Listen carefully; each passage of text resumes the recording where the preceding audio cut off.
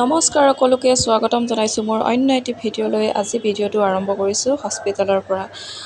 Hospital মই কালিয়ে অহা হৈছিলে, যিহেতু ভণ্টিৰ গাটো ইমান ভাল নহয়, তাইক লগত লৈ অহা হৈছিলে আৰু তাইক ইয়াত এডমিট কৰাৰ বাবে মই তাৰ লগতে আছোঁ।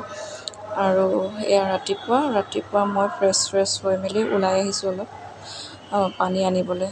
আৰু ভণ্টিয়ে ক'লে যিহেতু চাহ বা কফি খাম, লৈ আহিবিচোন।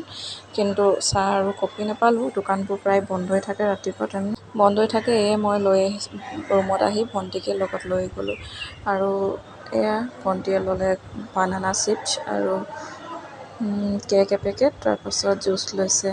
তাই পেচেণ্ট ইয়াত এলাও নাই যদিও মই তাইক লগত লৈ গৈছিলোঁ।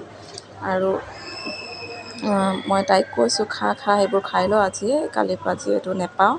কিন্তু এই বটলটো দেখিছেনে, ইমান কিউট লাগিছে ন। কিন্তু ইয়াৰ টেষ্টটো মানে বহুত ভাল পালোঁ আৰু ময়ো ভাল পাইছোঁ খাবলৈ। দেশীৰ হয় আৰু ইয়াৰ নহয়, বাহিৰৰ হয়। আজিলৈ আহিছোঁ বা